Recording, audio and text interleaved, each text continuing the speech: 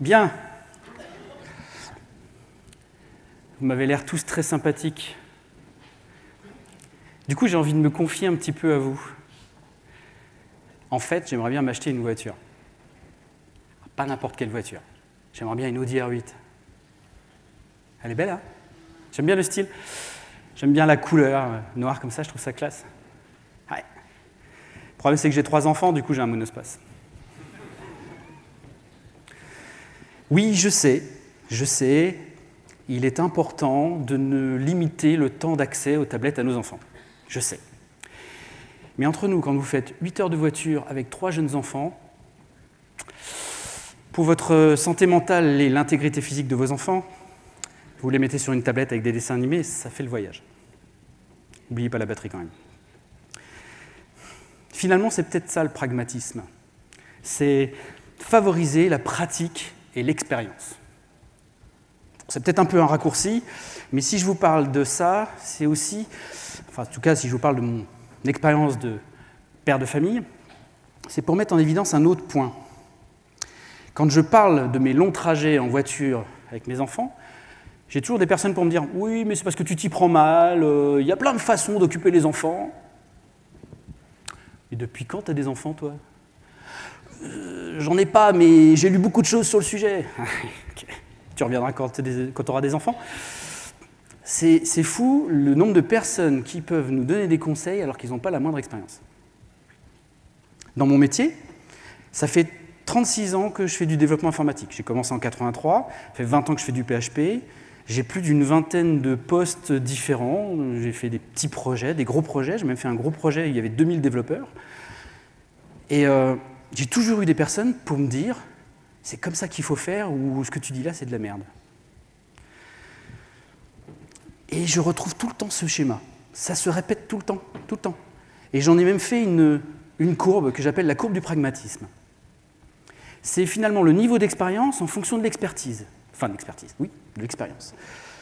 Et au début, j'ai souvent des jeunes comme ça, qui sont là pour me dire, m'expliquer la vie, pour me dire ce qu'il faut faire. J'appelle ça les jeunes C. Et puis derrière, il y a une phase de remise en question. Ah, je sais pas. Et du coup, ils se mettent à sous-concevoir. C'est souvent dans ce moment-là où on parle du syndrome de l'imposteur. Vous avez peut-être déjà entendu parler. Et puis, avec le temps, ils se reprennent vers l'ère du pragmatisme. Alors, c'est pas...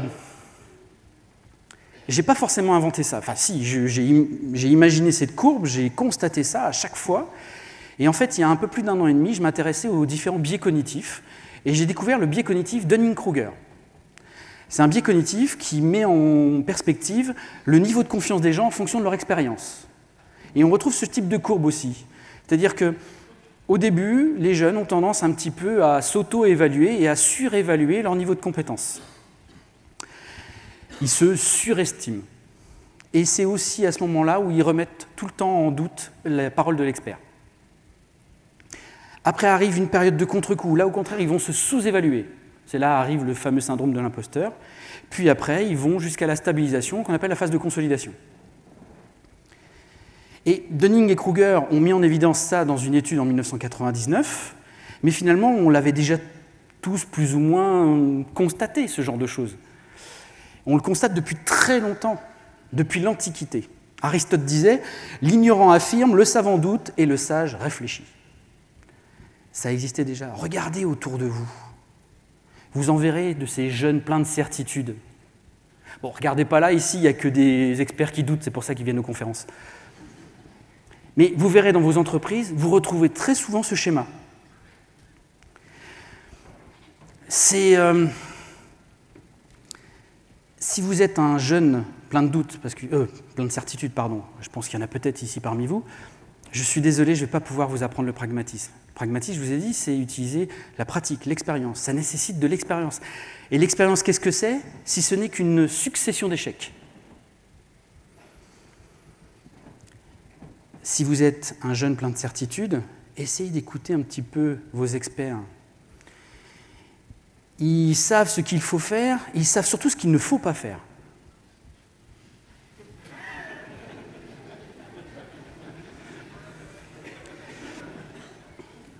Écoutez-les, ça vous aidera de reproduire certaines erreurs. Ils se sont cassés les dents sur des algorithmes, sur des architectures. Tiens, d'ailleurs, qu'est-ce que c'est que coder? À quoi ça sert de structurer un code? C'est vrai ça, on met des classes, des modules, des packages. À quoi ça sert? Imaginez une intelligence artificielle codeuse, avec reconnaissance vocale, magie. On lui parle et elle réalise l'application sous nos yeux. Elle ne code pas, elle réalise l'application. Vous lui dites, crée une nouvelle page, ajoute un bouton, change la couleur, c'est trop sombre, mets une photo de chat, blablabla, tout ce qu'on peut faire. Et elle va la réaliser. Quand on va regarder le code, on va s'apercevoir qu'en fait, elle aura tout mis au sein d'un gros fichier, avec du HTML mélangé avec des appels directement en base de données, plein de duplications de code, peut-être même des goto. Parce qu'elle, elle n'a pas besoin de structurer son code. Si vous lui dites « Ah non, j'ai plus envie d'utiliser MySQL, je voudrais utiliser Postgre », eh bien, elle va changer tous les appels à MySQL pour des appels à Postgre, directement dans le code. Elle va peut-être même optimiser les requêtes SQL, et ça en une fraction de seconde. La machine a la capacité d'exécution que nous n'avons pas. Nous, on est lent. Il nous faut du temps pour faire changer les choses. Il nous faut des heures, des jours, des semaines, des mois, des années parfois pour certains, pour passer d'un vieux framework à un nouveau framework, etc. Et donc, du coup, on a besoin de structurer notre code pour nous aider à le faire évoluer, à le maintenir. Mais qui dit faire évoluer, ça veut dire aussi qu'il va falloir le reprendre plus tard. Donc en fait, quand on code pour soi, mais on code aussi pour les autres. Et accessoirement pour soi. Je ne sais pas si ça vous est déjà arrivé de regarder un code en faisant « Ah, mais qui c'est qui a écrit ? Ah, c'est moi !» Je devais avoir une bonne raison à ce moment-là. On code pour soi. Vous êtes votre futur legacy, hein, n'oubliez pas. Hein. Et coder pour les autres, ça veut dire que le code devra être compréhensible, puisqu'il va falloir le reprendre. Il faut qu'il soit compréhensible, ce code. Et faire du code compréhensible, ça nécessite de l'expérience quand même. Toujours. Martin Fowler disait « N'importe quel imbécile peut écrire du code qu'un ordinateur comprend, seuls les bons programmeurs écrivent du code que les humains peuvent comprendre. » Et Corey House a ajouté « Le code, c'est comme les blagues, quand on doit l'expliquer, c'est qu'il est mauvais. » Tout à fait d'accord avec lui. Et le problème, il est là. C'est faire du code compréhensible, c'est pas facile et ça nécessite de l'expérience. Donc quand on n'a pas d'expérience, ou peu d'expérience, eh bien, du coup, on va devoir structurer son code et trouver des guidelines, des règles, des bonnes pratiques. Qui ne connaît pas Solid, l'acronyme? Tout le monde connaît, imagine. Dry? Ouais. La loi de Déméter. Ah, il y a des mains qui se lèvent quand même. Ah, ça me rassure. Calisthénique peut-être. Ah, historiantide. Ça va faire plaisir à Frédéric. Design pattern, Hollywood principle, elseless, commentless, DDD, TDD, KISS, YAGNI, TU, CI, AOP, OOP, immutable, strict type, complexité psychomatique, magique, injection de dépendance, design by contract, fail fast, defensive programming, loose coupling, high cohesion, composition contre héritage, CQRS, bug. Ah, celui-là, je pense que vous le connaissez. Il y en a qui ont levé la main? Sauvage. Menteur. Toutes ces pratiques, ces règles, sont là pour nous aider à structurer notre code, à rendre notre code compréhensible de tout le monde. Mais force est de constater qu'on galère quand même. Hein. Ouais. On a beau essayer d'appliquer, ça ne marche pas forcément toujours. Dernièrement, pour ceux qui ont suivi, j'ai fait un voyage, à peu près un peu plus de 2 semaines. Et j'en ai profité pour me ressourcer. 4700 mètres là quand même déjà. Et essayer de réfléchir. Qu'est-ce que je veux faire dans la vie? Quelle voiture je vais acheter? Quel est le plus beau code? Ouais, j'ai réfléchi. Quel est le meilleur code? Quel est le code absolu, le code parfait? Et après plusieurs jours, peut-être des heures, en tout cas plus de 10 minutes, j'ai trouvé le code parfait, le code absolu. Je pense qu'on ne peut pas mieux faire. Et en avant-première aujourd'hui, je vais vous dévoiler le code parfait. C'est beau, non? Ah! Voilà! Rien. On dirait un monochrome de Pierre Soulages. C'est hyper performant, pas de bug. Bon, certes, ça ne fait rien, mais ça le fait bien. Alors, si je vous parle de ça, vous dites encore qu'est-ce que c'est que ce troll? C'est peut-être pour essayer de vous inciter à réfléchir un peu plus, à un peu plus de simplicité, à tendre vers le code parfait. On a trop tendance à accumuler les couches les unes derrière les autres, à rajouter des abstractions. C'est simple, quand on veut connaître l'âge d'un programme, c'est comme les arbres, on compte les couches. Et à force d'en ajouter, ça devient lourd, ça devient pénible, ça avance plus, on ne sait plus quoi faire, et on pète un câble, et on efface tout, et on repart from scratch. Le nombre de fois où j'ai entendu « Ah, si on repartait from scratch !» Oui. Finalement, on est naturellement attiré par la simplicité, vers le code parfait, le code qui n'existe pas. Mais au lieu de péter un câble comme ça et de tout refaire, de tout repartir à zéro, pourquoi vous ne feriez pas simple maintenant? Arrêtez d'essayer de faire des choses compliquées pour rien la plupart du temps. Enlevez du code, enlevez même des fonctionnalités. Regardez avec vos product owners, tiens, cette fonctionnalité, elle n'est pratiquement pas utilisée, on l'enlève. Ça se tombe, ça va enlever tous les pans de code derrière. Réfléchissez aussi à cette possibilité. Parce que vous êtes toujours là à vouloir simplifier, mais simplifier aussi fonctionnel, bordel. Excusez-moi, j'ai sorti tout seul. Je me fâche par moments. Vous avez peut-être déjà vu cette image qui est là pour représenter la dualité qu'il existe entre le design et l'expérience développeur. Eh oui, on a imaginé, expérience développeur, pardon. On a imaginé le code et finalement le développeur ne l'utilise pas du tout comme on l'avait prévu. Face à ça, 3 approches. La première, je fais rien. Je laisse comme ça, ils veulent l'utiliser autrement, tant pis pour eux. Celle qui arrive le plus souvent, c'est celle-là. On met une barrière pour forcer le développeur à l'utiliser tel qu'on l'avait conçu. Mais si le développeur a utilisé une autre voie, c'est pas pour rien. La plupart du temps, quand il le fait, c'est surtout par souci de simplification, c'est plus simple pour lui, par rapport à son contexte, à son usage. Et finalement, s'il fait ça, c'est que c'est plus simple. Ou parfois, peut-être parce qu'il y a un danger. Mais globalement, c'est peut-être cette voie-là qu'il faudrait choisir, qu'il faudrait faciliter. Alors le problème, c'est qu'elle est un peu boueuse, cette voie. Peut-être qu'elle pourrait présenter des bugs, des failles de sécurité. Et la bonne approche, une approche pragmatique, consisterait finalement à sécuriser ce chemin. Au contraire, à choisir cette voie, peut-être même à supprimer l'autre.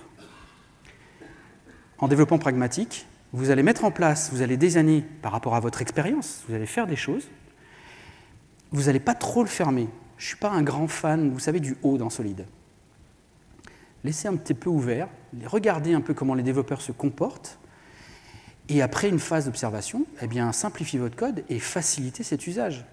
Au contraire, ça serait une bonne approche. Regardez cette classe.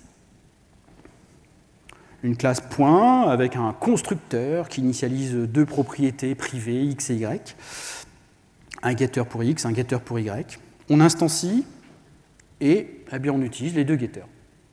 Une magnifique classe en lecture seule. On ne peut pas modifier x et y? Mais si, on peut modifier x et y, sans problème. On appelle le constructeur. Il y a des développeurs qui ont découvert qu'on pouvait appeler le constructeur. Ben oui, c'est une méthode comme une autre. Et on peut modifier x et y. Et ma super classe en lecture seule, j'avais mis des grosses barrières pour pas qu'on puisse le modifier, eh bien, il y a quand même possibilité de le modifier. Réaction derrière, j'ajoute une propriété privée, instantiated, et je vérifie dans le constructeur s'il n'a pas déjà été appelé pour éventuellement bloquer l'usage et générer une exception. OK. Quel est le développeur, le couillon, pour ne pas dire autre chose, qui va appeler le constructeur? Franchement, le développeur, s'il appelle le constructeur, il sait qu'il fait une connerie. Il sait qu'il fait quelque chose qui n'est pas prévu. Pourquoi je vais complexifier mon code? C'est-à-dire, ajouter une propriété, ajouter une condition, rajouter un test unitaire pour vérifier que quand j'appelle 2 fois, ça génère bien une exception. Pourquoi? Pour rien. Vous faites souvent des paris perdants. Vous pariez sur quelque chose qui n'arrivera pas. Faites des paris gagnants. Et puis si un jour, quelqu'un appelle le constructeur, moi, j'aurais tendance à dire tant pis pour sa pomme, on va peut-être galérer à trouver le bug. Ça, possible. Mais moi, je mise sur le fait que ça n'arrivera jamais, ou très peu. Yagni, comme on dit. You ain't gonna need it. À partir du moment où j'ai pas besoin, je ne vais pas faire des choses qui ne seront pas utilisées ou qui n'existeront jamais. Par exemple, les couches d'abstraction. Mettre en place une couche d'abstraction à la base de données. J'envisage éventuellement... non. Pourquoi j'utiliserais un PDO alors que ça n'arrive pratiquement jamais qu'on change d'un moteur de base de données? Je suis sur MySQL, pourquoi je passerais sous Postgre comme ça du jour au lendemain? À moins de développer une bibliothèque qui doit être compatible avec plusieurs moteurs de base de données. Mais d'une manière générale, ça n'arrive pratiquement jamais. Autant prendre un pari, faire simple. Et pourquoi je vais utiliser PDO alors que je pourrais faire des requêtes asynchrones en MySQL, par exemple? Ou je peux utiliser des ranges en Postgre.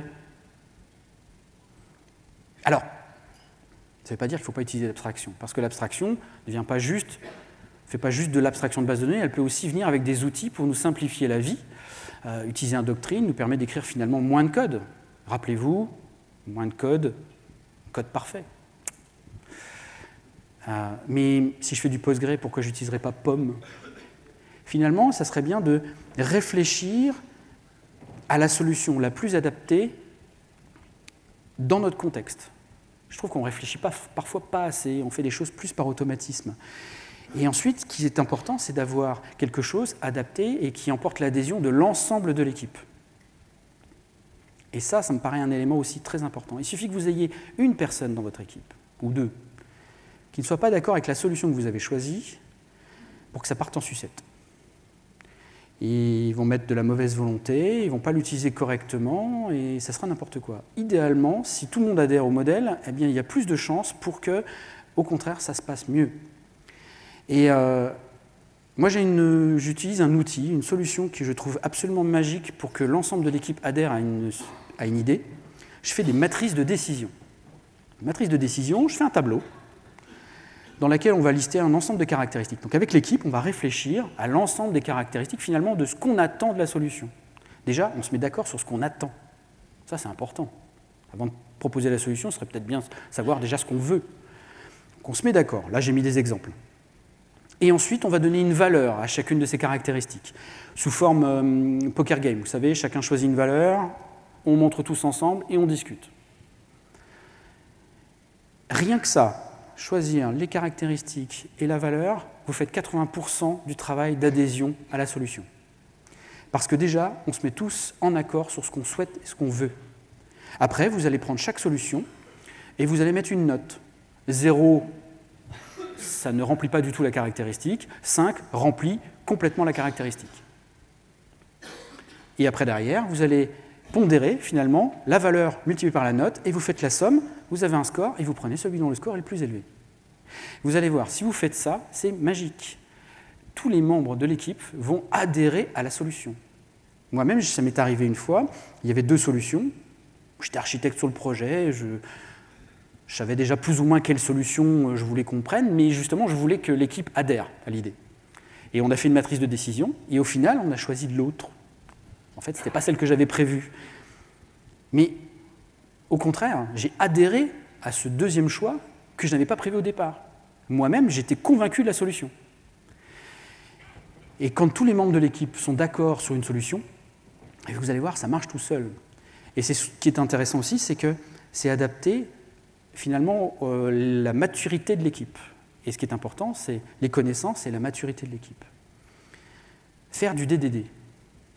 Tout le monde s'accorde à dire que DDD est une approche qui permet de définir une vision, un langage commun à tous les acteurs d'un projet, qu'il soit technique ou produit. Domaine, development. Domaine development design. Alors il y en a qui me disent development. C'est design ou development? Ah, il va pour design. Vous voyez la difficulté? On hésite aussi, on n'est pas tout à fait d'accord en fait sur l'acronyme lui-même. Paradoxalement, un concept qui est là pour simplifier la vie, pour vous aider à avoir un langage commun, n'a jamais été aussi compliqué à expliquer et à appréhender par les débutants. Imaginez, vous passez des jours, des semaines à expliquer votre vision de l'architecture, qui interagit avec qui, où ranger les choses, quel event générer, etc.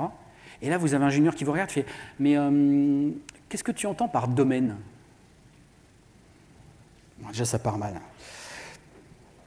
Finalement, c'est pas simple. L'approche n'est pas forcément simple quand on commence. Ça ne veut pas dire qu'il ne faut pas en faire. Parce qu'une fois que vous avez passé cette barrière, après, ça a plein d'avantages, ça fluidifie les choses et c'est bien plus simple.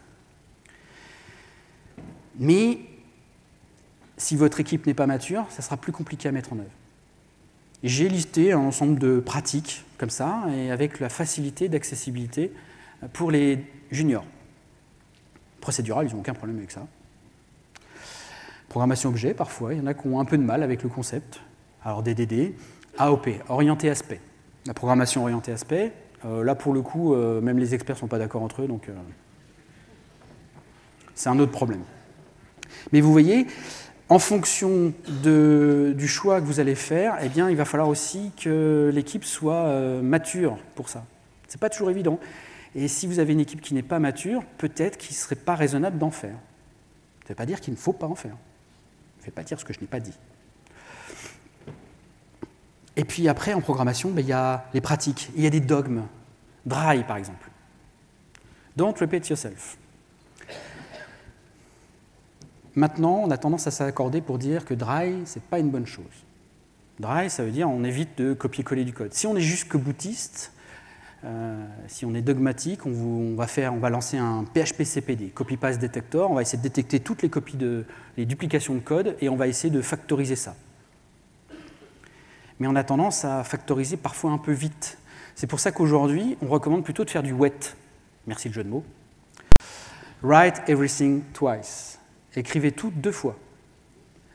À la 3e fois, vous allez commencer à faire une abstraction. Mais là, vous avez 3 cas d'usage. Vous allez pouvoir faire une abstraction qui sera un peu plus adaptée. N'allez pas trop vite. Il vaut mieux pas d'abstraction qu'une mauvaise abstraction.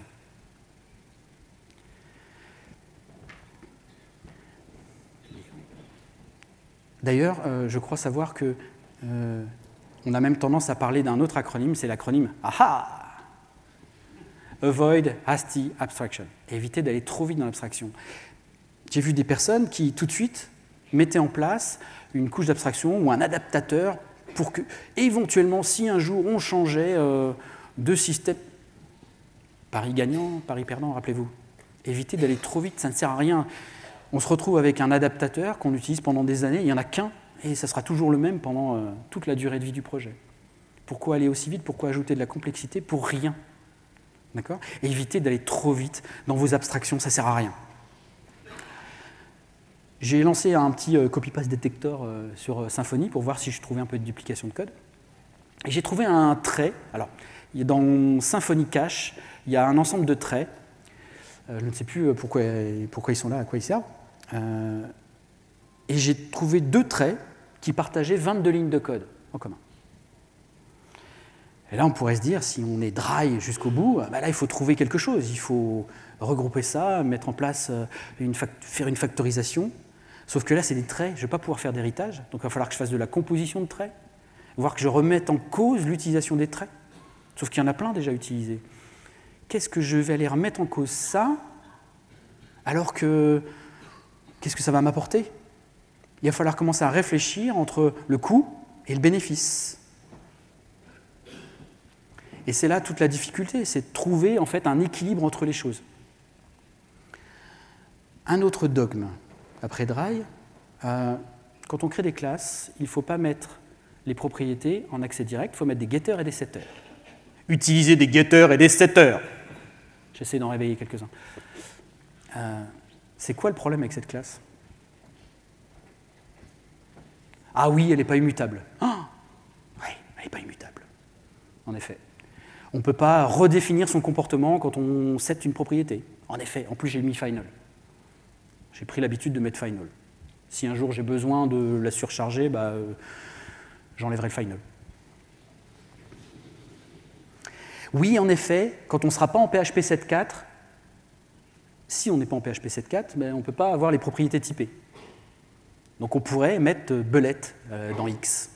Ah, oui, en effet. Donc vous préférez continuer à utiliser les tableaux associatifs, c'est ça? Ne mentez pas, je sais que vous en utilisez. C'est quoi le problème avec cette classe? Elle est simple, elle est très simple, elle me permet de type-inter mes propriétés, mes paramètres, pardon, dans mes méthodes. En plus, je n'ai pas besoin de mettre en place de test unitaire. Là, pour ça, je mets 0 test unitaire. Je ne vais pas faire un test unitaire là-dessus. Ça ne sert à rien. Alors on me dit, oui, mais normalement, toutes les méthodes, on devrait les type-inter sur des interfaces. Ça, c'est un autre dogme aussi. Oui, c'est vrai qu'avec ça, du coup, je ne peux pas. Mais non, désolé, moi je passe en type-int cette classe concrète. Elle est hyper simple, cette classe. C'est toujours mieux qu'un array. Keep it simple and sexy. Oui, c'est l'approche Klaxoon, on parle de sexy et non de stupide. Essayez de garder les choses simples. L'objectif de tout ça, c'est quand même d'avoir un code lisible. Par ligne, il ne faut pas mettre plus de 120 caractères. PSR 12, je ne sais pas si vous avez suivi, nouvelle convention de code, PSR 12, 120 caractères. C'est un soft limit, pas un hard limit. Attention. En effet, à une époque, il y a même une époque, avant c'était 80 caractères, parce que les premières cartes perforées c'était 80, et après les premiers moniteurs c'était 80 caractères, donc on avait 80 caractères en largeur, donc si on ne voulait pas scroller, voilà. Donc maintenant on s'est dit, oh, on a des gros moniteurs à mettre 120, mais maintenant, en plus avec des moniteurs 4K, il y en a qui ont des écrans comme ça, je ne sais même pas comment ils font pour regarder. Bon, certes, il suffit d'ouvrir un navigateur sur le côté, etc., et ça commence à prendre un peu plus de place. Mais aujourd'hui, si on vous demande de ne pas dépasser 120 caractères, c'est aussi pour vous forcer à éviter de complexifier vos lignes de code. Voilà, ça c'est du vrai code. Je ne dirai pas dans quel framework il est.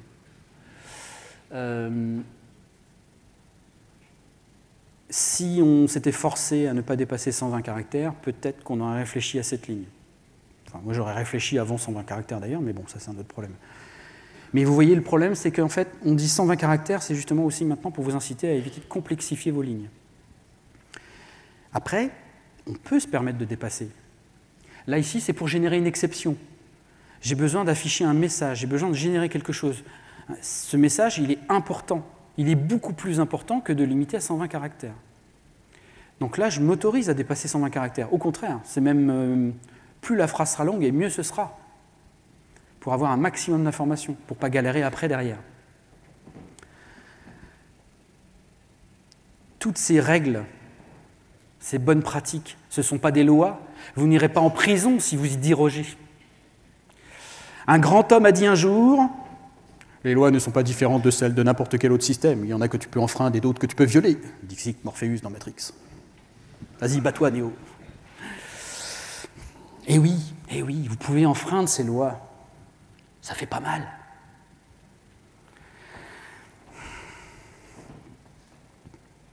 En fait, ce code-là, il faut essayer de le rendre simple, accessible, facilement compréhensible de tous, qu'ils soient experts ou je ne sais. Alors, vous verrez que ce n'est pas parce qu'on parle de certaines choses que tout le monde pratique certaines choses, qu'on en parle dans des conférences très hype, que c'est bien. Regardez ce magnifique mug Macromedia Flash 4, où il est écrit derrière « 100 millions de personnes ne peuvent pas avoir tort ». Ça laisse réfléchir quand même, hein ? Le pragmatisme, c'est ça. C'est utiliser son expérience, c'est réfléchir à ce qu'on fait. On arrête de faire les choses par automatisme. On essaye de trouver un équilibre entre les choses. entre le coût et le bénéfice. Et ensuite, on reste à la page, on ne reste pas figé dans les choses. Parce que les choses évoluent, les choses changent. Ce qui était valable hier n'est pas forcément valable aujourd'hui. Moins de code, plus de réflexion, on ne se hâte pas et on évite les dogmes. Je vous remercie.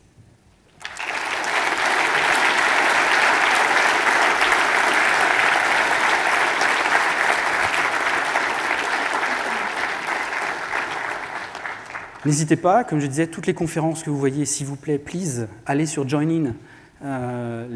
Tous les conférenciers ont besoin de vos retours, déjà parce que ça fait plaisir.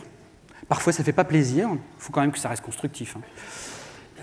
Donc, n'hésitez pas, venez commenter les conférences, ça c'est le lien pour la mienne. J'ai également, Klaxoon, on a un système de brainstorm qui permet aussi de faire des retours. Donc j'ai le code ici, Klaxoon, si vous voulez aller faire un tour. Je serai sur le stand aussi après, Klaxoon, pour répondre à vos questions. Et on a un brainstorm et je ferai une petite animation tout à l'heure à la pause sur ce sujet. Mais si vous avez des questions maintenant, parce que je pense qu'on a un peu de temps. Oui, on a quelques minutes. On a quelques minutes. Est-ce qu'il y en a pas beaucoup de questions?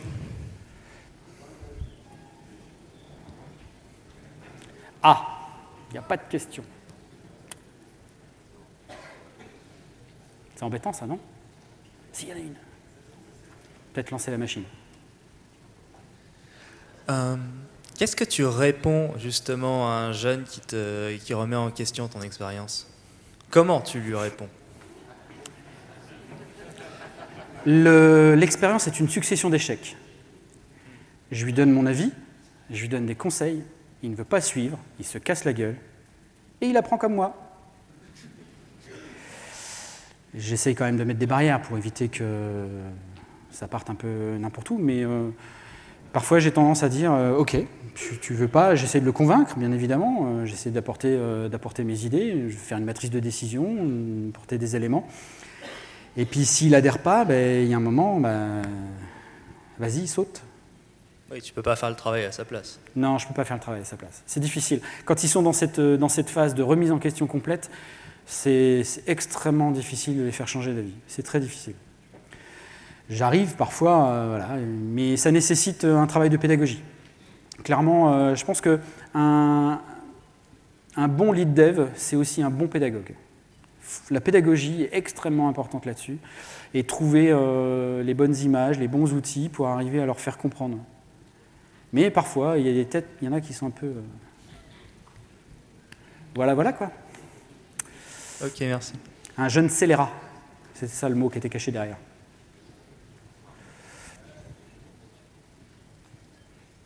Est-ce qu'on a d'autres questions?